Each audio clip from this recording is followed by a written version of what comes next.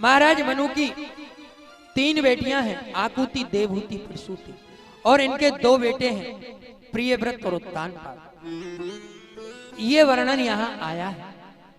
इसमें जो वर्णन लिया गया है वह वर्णन है, कौन है ये मनु? स्वयं भूमनु अरसत रूपा, तिन से नर सृष्टि भई अनुपा। ये महाराज मनु है, इनके माध्यम से ये सृष्टि का विस्तार होता है। अब इसमें जो इन्होंने वर्णन किया है वह वर्णन शिक्षाप्रद है, और कथा का समय भी आज 4:45 बजने को है और कथाएं भी बहुत हैं। तो ये प्रसंग है महाराज कर्दम का। संक्षिप्त में समझ लें, कर्दम बड़े तपस्वी निष्ठ संत हैं। ये नित्य भगवान का जाप करते हैं। आज कर्दम ऋषि 24 घंटों में हर पल परमात्मा का चिंतन करते हैं। एक दिन कर्दम जी की दृष्टि एक गृहस्थ आश्रम पर पड़ गई, तो उनके मन में यह भाव उत्पन्न हो गया कि हम भी विवाह का सुख देखें। तो सही कहा है किसी ने, ये वैवाहिक जीवन अगर विवाह नहीं होता तो हो जाने की चेष्टा होती है, और हो जाए तो रो रो कर पूरा जीवन बर्बाद हो जाता है। ये विवाह जब तक नहीं होता तब तक लगता है हो जाता, और हो जाए तो समझते हैं गलत फंस गए। ये जीवन की विडंबनाएं हैं, ये जीवन के सूत्र हैं, और ये दाम्पत्य जीवन ही जीवन जीने की एक शिक्षा है। सांसारिक बंधनों में बंधकर जिसने धर्म को साध लिया वही श्रेष्ठ है। इसीलिए कहा जाता है, ना संतों का त्यागी का आश्रम श्रेष्ठ है, ना मौनी का आश्रम श्रेष्ठ है। अगर कोई संसार में सबसे श्रेष्ठ आश्रम है तो गृहस्थ आश्रम, क्योंकि संत के यहाँ तो सिर्फ भजन होता है, त्यागी के यहाँ त्याग होता है, लेकिन त्यागियों के यहाँ त्याग न रहा। सन्यासियों के जीवन में सन्यास न रहा, लेकिन हम गृहस्थ हैं और हमारे जीवन में गृहस्थी है। उस गृहस्थी में फंसकर अगर हमने भगवान के चरणों से अनुराग जोड़ लिया तो जो संतों को 10,000 गायत्री करने से पुण्य प्राप्त होगा, वो हमें 6 मिनट भजन करने से पुण्य प्राप्त होगा।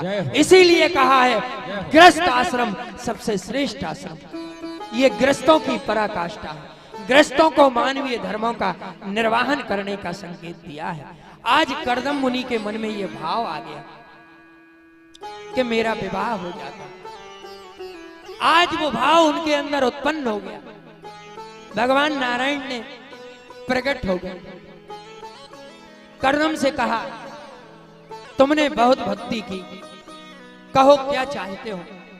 कर्दम ऋषि मुस्कुराने लगे, प्रभु घर में मांगू कभी तू ना देना मुझे, वरना आशिक नहीं मजदूर हो जाऊंगा।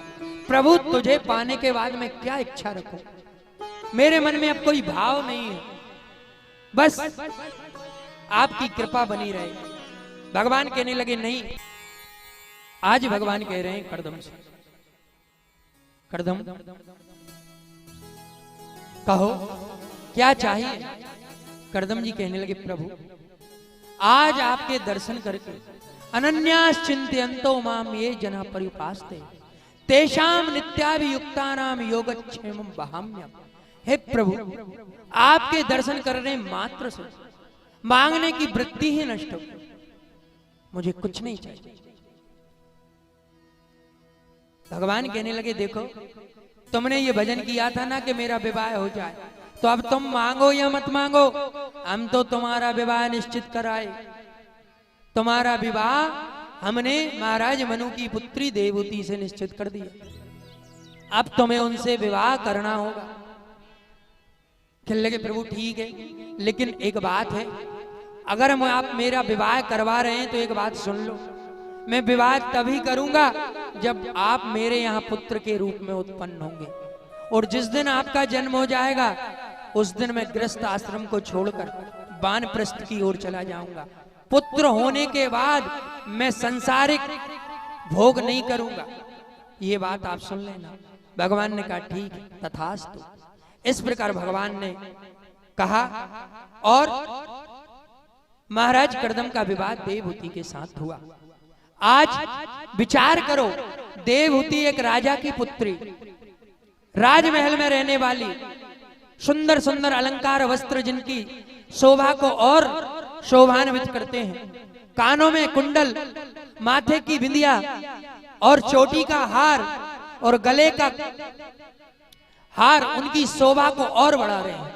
और कर्दम मुनि एक जंगल में कुटिया में रहने वाले, एक पीतांबरी जिनके तन पर है, दुबले पतले, और कहां ऐसी कुटिया उनकी जिस कुटिया में नाग, बिच्छू, सिंह और गाय साथ एक कुएं पर पानी पीते हैं। आज वो राजकुमारी का विवाह एक टपरिया में रहने वाले कर्दम मुनि के साथ हो रहा है। और आजकल कलयुग में तो इंची टेप चलने लगा। भैया आपके लड़के की हाइट कितनी? 5 फुट 8 इंच। हमारी लड़की की हाइट थोड़ी कम है, संबंध नहीं कर पाएंगे, जोड़ी अच्छी नहीं लगेगी।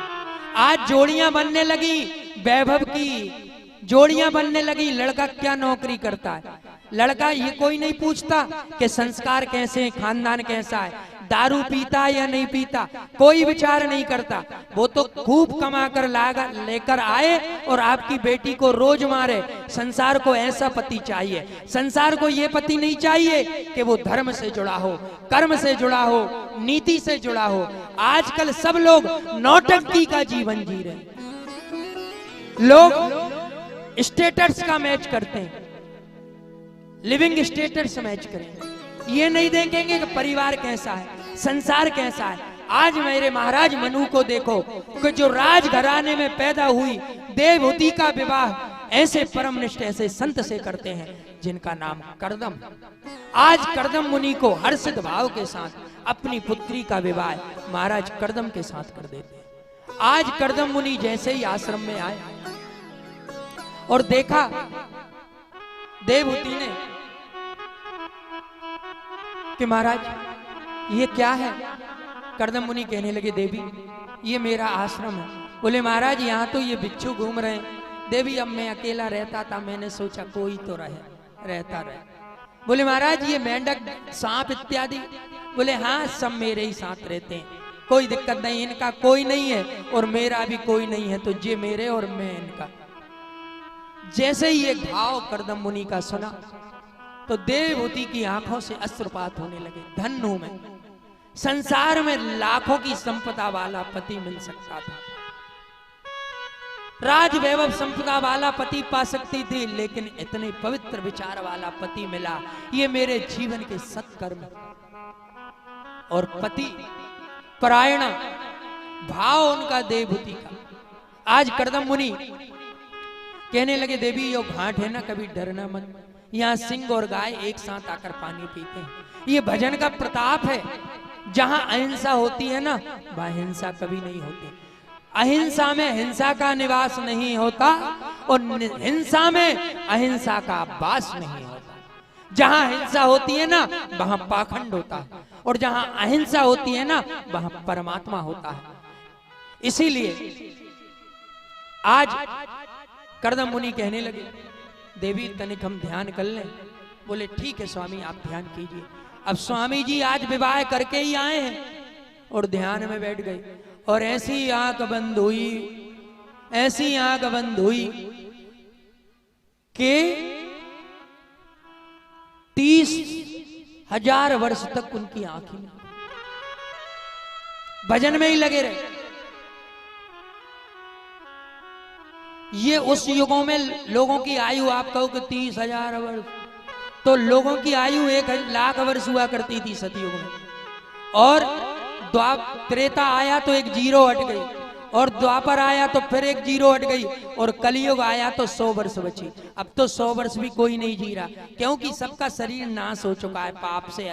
आप चाउमीन, नाडुल्स और नूडल्स और सूप और इडली, ये जो साउथ इंडियन डिशें चली, इनसे आयु नष्ट हो चुकी है। दाल रोटी किसी को अच्छी नहीं लगती। और कलयुग का तो ये विधान था, सतम जीवेत सरदा, कलयुग में 100 साल तो जीना ही चाहिए। लेकिन आजकल रोटी किसी को अच्छी नहीं लगती। मम्मी नूडल्स बना लेना, नूडल्स। अब बताओ आप, अब नूडल्स कैसे होते हैं? वैसे ही शरीर होता है, कोई बड़ी बात थोड़ी, लटके रहो। आज ये जीवन है।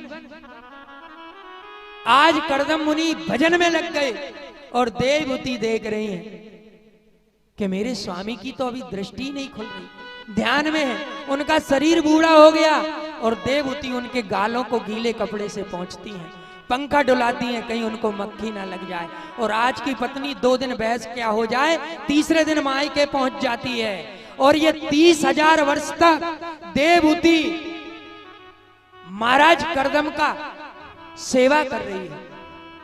यह है नारी। नारी संसार की आदि सृष्टा है, नारी संसार की परंपरा है।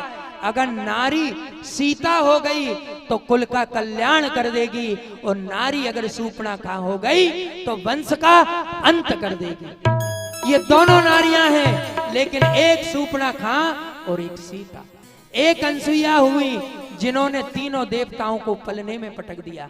नारी तो वो शक्ति है संसार की जो देवताओं को भी अपने गर्भ में धारण कर कर अपने घर का बालक बना देती है, उसे बोलते हैं नारी। आज देवहूति सेवा कर रही हैं, उनके गालों पर झुर्रियां पड़ गईं, बाल सफेद हो गए।